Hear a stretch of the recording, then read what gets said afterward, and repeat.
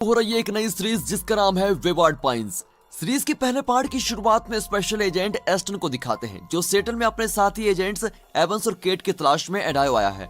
Aston और उसके driver एडायो की एक सिटी में उनको ढूंढ रहे होते हैं कि अचानक एक ट्रक उन पर क्रैश करता है और स्क्रीन ब्लैकआउट हो जाती है। जब एस्टन आंखें खोलता है तो एक टाउन के हॉस्पिटल में होता है जहां पैमेला नाम की नर्स उसकी देखभाल कर रही होती है। वो बताती है कि आप वेवार्ड पाइन्स नाम के एक टाउन में हैं और आपका ड्राइवर एक्सीडेंट में मारा गया। एस्टन आसपास देखकर पूछता है क्या इस हॉस्पिटल में मेरे अलावा और कोई पेशेंट नहीं है। इस पर पैमेला हंसकर कहती है कि इस टाउन के लोग कभी बीमार नहीं पड़ते। एस्टन अपनी पत्नी को कॉल करना चाहता है और अपनी चीजें मांगता है, लेकिन पैमेला कहती है कि तुम्हारी चीजें यहाँ के इंस्पेक्टर के पास है। सिएटल में एस्टन का बॉस एडम, एस्टन की पत्नी टेरेसा, इन सभी को बताया जाता है कि उसके पति का एक्सीडेंट हो गया है जिसमें ड्राइवर मारा गया, लेकिन एस्टन का कुछ भी पता नहीं चला है। अब टेरेसा परेशान होकर अपने बेटे बैन को ये सब कुछ बताती है। हॉस्पिटल में एस्टन लगातार फोन मांगता है, लेकिन हर बार पैमेला कोई बहाना करती है और उसको नहीं देती। फिर वो तंग आकर जबरदस्ती अपने आईवी ट्यूब्स निकाल देता है और अपने कपड़े पहनकर वहाँ से बाहर चला जाता है। बाहर सब कुछ एकदम नॉर्मल लगता है। अब चलते चलते वो एक बार के अंदर जाता है जहाँ बारटेंडर बेवरली उसको वहाँ का फोन यूज करने देती है। वो टेरेसा को कॉल करता है, लेकिन कॉल वॉइसमेल में चला जाता है और एस्टन उसके लिए एक मैसेज छोड़कर कॉल काट देता है। फिर बेवरली एस्टन को अपना एड्रेस देकर कहती है किसी मदद की जरूरत होगी तो मुझसे जरूर मिलना। एस्टन एड्रेस लेकर चला जाता है। वो रियलाइज करता है कि वेवार्ड पाइन्स में जो टिड्डो की आवाज आती रहती थी वो असली नहीं है, बल्कि वो स्पीकर्स पर प्ले किए जा रहे हैं। उसको शक होता है कि इस टाउन में कुछ न कुछ गड़बड़ तो जरूर है। अब अगली सुबह होटल का क्लर्क एस्टन को बाहर निकाल देता है क्योंकि वो रूम का रेंट नहीं दे पाया था। एस्टन के पास अब और कोई रास्ता नहीं होता और वो बेवरली के दिए हुए एड्रेस पर जाता है। लगता है वहाँ पर कोई नहीं रहता। जब वो अंदर जाता है तो अपने साथी एवंस की सड़ती हुई लाश देखकर बहुत ही चौंक जाता है। एस्टन तुरंत ही लोकल इंस्पेक्टर आर्नोल्ड को खबर कर देता है, लेकिन वो केस की जांच करने के बजाय उल्टा एस्टन से पूछता है कि तुम यहाँ कैसे आए। एस्टन उसको सब कुछ बताता है और कहता है मुझे अपने दूसरे साथी की भी तलाश है जिसका नाम केट है। और तब पता चलता है कि एस्टन और केट के बीच अफेयर चल रहा था, पर वो अचानक गायब हो गई है। अब दोनों की बातों के बीच एस्टन अपनी चीजें वापस मांगता है क्योंकि पैमेला ने उसको बताया था कि एक्सीडेंट स्पॉट पर मिले हुए आइटम्स आर्नोल्ड के पास हैं, पर आर्नोल्ड कहता है कि मुझे वहाँ पर कुछ भी नहीं मिला।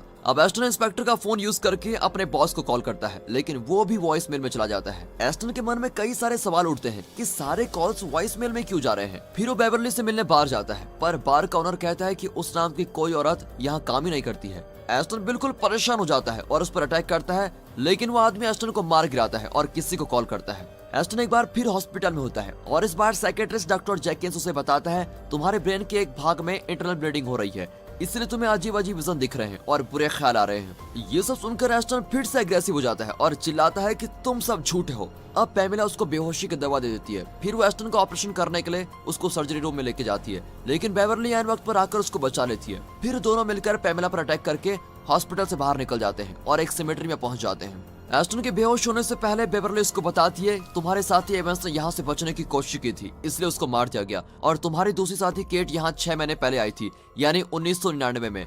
ये सुनकर एस्टन और भी कंफ्यूज हो जाता है क्योंकि असल में अब साल 2014 चल रहा है। एस्टन रियलाइज करता है कि असली दुनिया और इस दुनिया के वक्त में जमीन आसमान का फर्क है। जब एस्टन को होश आता है तो वो सिमेट्री से बाहर आकर टाउन में घूमने लगता है और तभी उसको एक औरत दिखती है जो बिल्कुल केट जैसी लगती है। वो अपने पति हार्लोड के साथ होती है जो कि एक छोटे टॉय शॉप का ओनर है। एस्टन छुपकर उसका पीछा करता है और उनके घर तक पहुंच जाता है। अब डोरबेल बजाने पर केट आती है, लेकिन ऐसे बिहेव करती है जैसे वो एस्टन को जानती नहीं है। फिर बाद में वो सीलिंग फैन के नीचे छुपाए हुए सीसीटीवी कैमरा की ओर इशारा करके धीमी आवाज में कहती है वे हमें देख रहे हैं। वो बताती है कि मैं 12 साल से वेवार्ड पाइन्स में रह रही हूँ और इसलिए उम्र में ज्यादा बड़ी दिखती हूँ। एस्टन को विश्वास ही नहीं होता क्योंकि वो 5 हफ्ते पहले केट से मिला था। मतलब वेवार्ड पाइन्स में लोग बड़ी तेजी से बूढ़े हो जाते हैं। इस टाउन का रहस्य जानने के लिए एस्टन केट से कई सवाल पे सवाल करने लगता है, लेकिन वो कहती है कि यहाँ कुछ भी सेफ नहीं है, इसलिए तुम चले जाओ। एस्टन तो केट की तलाश में यहाँ पर आया था क्योंकि वो एस्टन की बेस्ट फ्रेंड है, लेकिन अब केट की बातें सुनकर वो बड़ा मायूस हो जाता है और गुस्से में कार चुराकर इस मिस्ट्री टाउन से बचने की कोशिश करता है। पर वो रियलाइज करता है कि हर 20 मिनट में वो बार बार टाउन के अंदर आता रहता है। लगता है वो एक कभी ना खत्म होने वाले लूप में फंस गया है। वो ये देखकर हैरान हो जाता है और कार से उतरकर जंगल के अंदर जाता है कि शायद वहाँ से कोई एग्जिट मिल जाए, लेकिन जंगल के अंदर एक बड़ी कंक्रीट की दीवार होती है जिस पर इलेक्ट्रिक फेंस लगा होता है। वहाँ पर एक साइन बोर्ड पर लिखा होता है कि वेवार्ड पाइन्स लौट जाओ, इस पॉइंट से आगे मौत है। फिर इस जगह का एरियल व्यू दिखाते हैं तो पता चलता है कि ये टाउन एक पहाड़ की घाटी पर है जो हर तरफ इन दीवारों से घिरी हुई है। अब एस्टन फिर से कार में यहाँ से बाहर ड्राइव करता है, लेकिन तब इंस्पेक्टर आर्नोल्ड उसको पकड़ लेता है। उसी वक्त एक साइकिलिस्ट वहां से जा रहा होता है और वो एस्टन से कहता है कि यहाँ का पहला रूल यह है कि कभी बचने की कोशिश मत करो। इंस्पेक्टर भी उसको समझाता है कि होटल छोड़कर कभी मत जाना। अब एस्टन होटल रूम में कुछ घंटे रहने के बाद वापस बाहर घूमने लगता है। वो दोबारा उस घर में जाता है जहाँ एवंस की लाश मिली थी। ताज्जुब की बात तो यह है वो लाश अभी तक वहीं पर पड़ी है। हालांकि एस्टन ने पुलिस को इन्फॉर्म भी कर दिया था। अब एस्टन को एवंस के बूथ में एक अजीब नोटबुक मिलती है, लेकिन इससे पहले कि वो नोटबुक उठा ले, इंस्पेक्टर आर्नोल्ड उसको गन दिखाकर वहां से भगा देता है। यहाँ की अजीब तारीखों से एस्टन का तो सर चकराने लगता है और वो जल्द से जल्द अपने सवालों के जवाब ढूंढना चाहता है। वो फिर बार में जाकर बेवरली से एवंस के बारे में पूछता है। बेवरली म्यूजिक का वॉल्यूम बढ़ा देती है और एस्टन से डांस करने को बोलती है। लाउड म्यूजिक के बीच वो एस्टन को बताती है कि यहाँ के स्टूल्स के नीचे माइक फिक्स किए गए हैं, इसलिए हमें धीरे धीरे बोलना होगा। वो कहती है मैं और एवंस इस मनुष्य टाउन से बच निकलना चाहते थे और एवंस ने तो एक परफेक्ट प्लान भी बना लिया था, लेकिन एवंस पकड़ा गया और उसको मार दिया गया। एस्टन कहता है कि मैं वो नोटबुक लेकर आऊंगा। वो सीधे हार्लॉर्ड की टॉय शॉप में जाता है। वहाँ हार्लॉर्ड की पत्नी केट को अकेली पाकर वो पूछता है आखिर इस टाउन में चल क्या रहा है, पर इस बार भी केट कुछ नहीं बताती और कहती है हम पर नजर रखी जा रही है। जाने से पहले एस्टन दरवाजे पर कुछ इंस्ट्रक्शन देखता है कि बाहर जाने की कोशिश मत करो, बीती बातों को भी कभी डिस्कस मत करो और जब फोन बजता है तो उसको उठाकर बात करो। कुछ देर बाद एस्टन छुपते छुपाते टाउन के मुर्दा घर में घुसता है और एवंस की लाश के पास एक नोटबुक चुरा लेता है। वो बेवरली को नोटबुक दिखाता है जिसमें इस जगह का मैप होता है। बेवरली भी उसकी मदद करने को राजी हो जाती है और उसकी स्किन के अंदर से ट्रैकर निकाल देती है। तब पता चलता है कि इस टाउन के सभी निवासियों के शरीर में एक ट्रैकर इम्प्लांट किया गया है। फिर दोनों मार्केट जाते हैं जहाँ वे हार्लॉर्ड और केट से मिलते हैं। केट बड़ी खुश होती है कि एस्टन को एक पार्टनर मिल गई है। वो इन दोनों को अगले दिन अपने घर डिनर पर इनवाइट करती है। अगले दिन एस्टन अपना ट्रैकर होटल रूम में छोड़कर बाहर जाता है। वो अपने कुछ चीजें जंगल में छुपा देता है ताकि बचकर भागते वक्त ये चीजें काम आ सके। तभी वो देखता है कि एक आदमी दीवार के फेंस के उस तरफ किसी को शूट कर रहा होता है। एस्टन उस पर ज्यादा ध्यान नहीं देता और बेवरली से मिलने जाता है। वो बताता है कि जब हम केट के घर जाएंगे तो हम अपना ट्रैकर उनके बाथरूम में छुपा देंगे। इसके बाद हम बचकर भाग जाएंगे और किसी को शक भी नहीं होगा। बेवरली भी मान जाती है, लेकिन काफी नर्वस दिखाई देती है क्योंकि जब एवंस ने बचने की कोशिश की थी तो वो मारा गया था। उसी रात केट के घर पर डिनर के वक्त एस्टन बाथरूम जाकर चेक करता है कि कहीं कोई कैमरास तो नहीं लगे हैं, लेकिन तभी बेवरली इन्हें अपने पास्ट के बारे में बताती है जो कि वेवार्ड पाइंस के रूल्स के खिलाफ है। फिर वो टॉपिक चेंज करने की कोशिश करती है, लेकिन लगता है केट और हार्लॉर्ड को इनके एस्केप प्लान की भनक लग चुकी है। एस्टन के लौटते वक्त ही बेवरली बाथरूम जाकर अपना ट्रैकर छुपा देती है। डिनर के बाद दोनों बाहर चले जाते हैं। बेवरली बहुत ही नर्वस होती है कि शायद वे पकड़ जाएंगे। तभी टाउन के सारे टेलीफोन्स बजने लगते हैं और कुछ ही सेकंड्स में टाउन के लोग इनको पकड़ने आ जाते हैं। एस्टन और बेवरली तेज भागते हैं, लेकिन बेवरली पकड़ जाती है। सब मिलकर उसको टाउन स्क्वायर में लेके जाते हैं जहां आर्नोल्ड और एक बड़ा ग्रुप उसका इंतजार कर रहा होता है। एस्टन पास ही एक बिल्डिंग से देखता है कि इंस्पेक्टर आर्नोल्ड बेवरली की गर्दन को काट देता है और कहता है कि अगर कोई बचना चाहता है तो उसका यही हाल होगा। फिर पता चलता है कि केट और हार्लॉर्ड ने ही बेवरली के प्लान के बारे में आर्नोल्ड को इन्फॉर्म किया था। अब एस्टन गुस्से में केट के घर जाकर उस पर इल्जाम लगाता है कि बेवरली के खून में तुम्हारा भी हाथ है। केट घबराकर बताती है कि ऑफिशियल्स ने हमको धमकाया था कि अगर हमने उनको सच्चाई नहीं बताई तो वे मुझे और मेरे पति को मार डालेंगे। वहाँ टेरेसा परेशान होती है कि एक हफ्ते से एस्टन का कुछ भी पता नहीं चला है। एस्टन का बॉस एडम सिर्फ यही कहता है कि इन्वेस्टिगेशन चल रही है। उसकी इस रट से तंग आकर टेरेसा अपने बेटे बैन के साथ इडाओ के सीक्रेट सर्विस हेडक्वार्टर में पहुंचती है क्योंकि एस्टन सबसे पहले यहीं आया था। वो चोरी छुपे कंप्यूटर पर लॉगिन करके पता लगाती है कि एस्टन वेवार्ड पाइंस में है। दोनों वेवार्ड पाइंस जाते हैं, लेकिन वहाँ आर्नोल्ड उनको रोकता है और पेट्रोल लीक को ठीक करने के बहाने उनकी कार को खराब कर देता है। अब वेवार्ड पाइंस में एस्टन एक मिल्क ट्रक से बचने की कोशिश करता है, लेकिन उस ट्रक पर व्योमिंग का लाइसेंस प्लेट लगा होता है। जब ट्रक रुक जाता है तो वो खुद को एक मॉडर्न सप्लाई डेपो पे पाता है जहाँ कई कार्स स्टोर की गई हैं। ये उन लोगों की कार्स हैं जो टाउन के अंदर आने की कोशिश कर रहे होते हैं और वहाँ पर उसकी पत्नी टेरेसा की कार भी होती है जो धूल से ढकी हुई है। उसको देखकर लगता है कि ये कई साल से यहाँ पर पड़ी हुई है, लेकिन तभी आर्नोल्ड आकर उसको बेहोशी की दवा दे देता है। एक बार फिर एस्टन हॉस्पिटल में होता है और पेमेला बताती है तुम्हारी फैमिली मेरे पुराने घर में है, अब वही तुम्हारा घर होगा। एस्टन तुरंत वहाँ पर जाता है और अपनी पत्नी और बेटे को ठीक ठाक पाकर बहुत ही खुश होता है। वो उन्हें इस टाउन के बारे में कुछ नहीं बताता और तुरंत लोकल स्टेशन पहुँचता है जहाँ आर्नोल्ड और पेमेला कुछ डिस्कस कर रहे होते हैं। एस्टन आर्नोल्ड पर चिल्लाता है कि तुम पुलिस नहीं क्रिमिनल हो। फिर बात हाथापाई में बदल जाती है और तब फोन रिंग बजती है। पेमेला उठाती है तो उसको कोई इंस्ट्रक्शन दिया जाता है कि आर्नोल्ड से कहो उस आदमी को छोड़ दे। एस्टन जान जाता है कि ये दोनों यहाँ के इंचार्ज नहीं है, बल्कि इनका भी कोई बॉस है। फिर वो जंगल के बीच एक सीक्रेट जगह पर केट से मिलता है। वो बताती है कि एवंस को यहाँ देखकर मैं बिल्कुल चौंक गई थी, पर इससे पहले कि मैं उससे कुछ पूछ पाती उसका खून कर दिया गया था।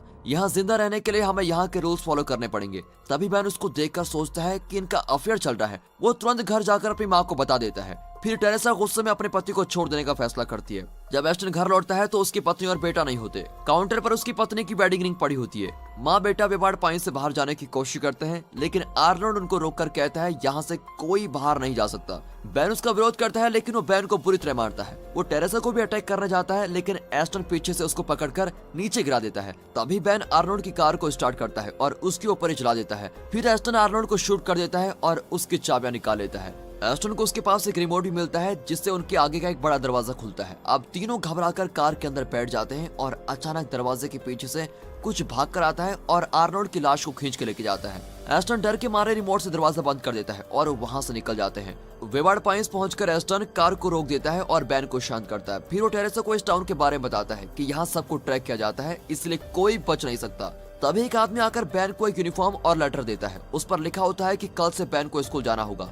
वे फैसला करते हैं कि इन्हें ये गेम बड़ी सावधानी से खेलने होंगे, इसलिए वो बैन को स्कूल भेजने का डिसाइड कर लेते हैं। अगले दिन एस्टन पुलिस स्टेशन से गन चुराने जाता है, लेकिन तभी टाउन का मेयर ब्रैड कुछ फोटोग्राफर्स के साथ आता है और उसको बधाई देता है कि आज से तुम इस टाउन के नए इंस्पेक्टर हो। वो बताता है कि जब कोई किसी का खून कर देता है तो उसे मरे हुए इंसान की पदवी दी जाती है। ये वैसे तो सरासर पागलपन है, लेकिन एस्टन को उनके साथ मिलकर ये नाटक करना ही पड़ेगा। वो पुलिस स्टेशन जाकर उस जगह की जांच करने लगता है तो उसे फ्लोर पर एक सीक्रेट कंपार्टमेंट मिलता है। उसके अंदर टाउन के सभी लोगों के रिकॉर्ड्स होते हैं। एस्टन ये जानकर चौंक जाता है कि यहाँ के सभी लोग दूसरी सिटीज में रहा करते थे। यहाँ का मेयर भी कहीं और से है। इतने में पैमिला एक आदमी को लेके आती है और कहती है इसने पब्लिक प्रॉपर्टी पर अपमानजनक बातें स्प्रे प्रिंट की है, आप इसको सजा दीजिए। पर एस्टन कहता है कि मैं सबको देख लूंगा, तुम जा सकती हो।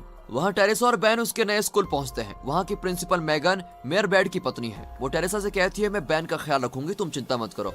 वो बैन को उसके क्लासरूम में लेके जाती है। फिर ब्रेक में वो बैन से अजीब से सवाल करने लगती है कि तुम कहाँ से आए हो और यहाँ क्या कर रहे हो। उसकी बातों से लगता है वो बैन की मेमोरी मिटा देना चाहती है। पुलिस स्टेशन में क्रिमिनल बताता है उसका नाम जॉन है और वो 2001 में वेवार्ड पाइन्स में आया था। तब से वो यहाँ से बचने की लगातार कोशिश कर रहा है, पर सफल नहीं हुआ है। तभी फोन बजता है और एक औरत एस्टन को ऑर्डर देती है कि जॉन को मार डालो। दूसरी रात एस्टन टेरेसा को बताता है मुझे ब्रैड का बर्ताव बहुत बनावटी लगा। दोनों डिसाइड करते हैं कि वे ब्रैड और मैगन को डिनर पर इनवाइट करेंगे ताकि उनसे कोई इन्फॉर्मेशन पता लगा सके। अगले दिन टेरेसा स्कूल में जाकर मेगन और ब्रैड को अपने घर डिनर पर इनवाइट करती है, लेकिन मेगन कहती है हम किसी रेस्टोरेंट में डिनर के लिए मिलेंगे। फिर वे मार्केट के बीच एक भीड़ भाड़ वाले रेस्टोरेंट को चुनते हैं। उसी रात एस्टन, टेरेसा, मेगन और ब्रैड उस रेस्टोरेंट में मिलते हैं। वहाँ पैमिला, केट, हार्लोड और टाउन के कई निवासी डिनर कर रहे होते हैं। टेरेसा मेगन को रेस्टरूम में लेके जाती है और इसी बीच एस्टन ब्रैड से इन्फॉर्मेशन जुटाने की कोशिश करता है, पर ब्रैड उसको कुछ नहीं बताता। डिनर के बाद एस्टन टेरेसा को घर छोड़कर पुलिस स्टेशन जाता है और जॉन से कहता है मैं तुम्हें आजाद कर दूंगा। लेकिन जॉन बचकर नहीं जाना चाहता क्योंकि आजाद होकर भी वो जिंदा नहीं बचेगा। अब एस्टन उसको जबरदस्ती जंगल के बीच उस दरवाजे के पास लेके जाता है जहां हाई वोल्टेज वाली फेंस लगी है। एस्टन जॉन से कहता है कि तुम यहाँ से चले जाओ, पर जॉन नहीं चाहता कि उसकी वजह से कोई और मुसीबत में पड़े।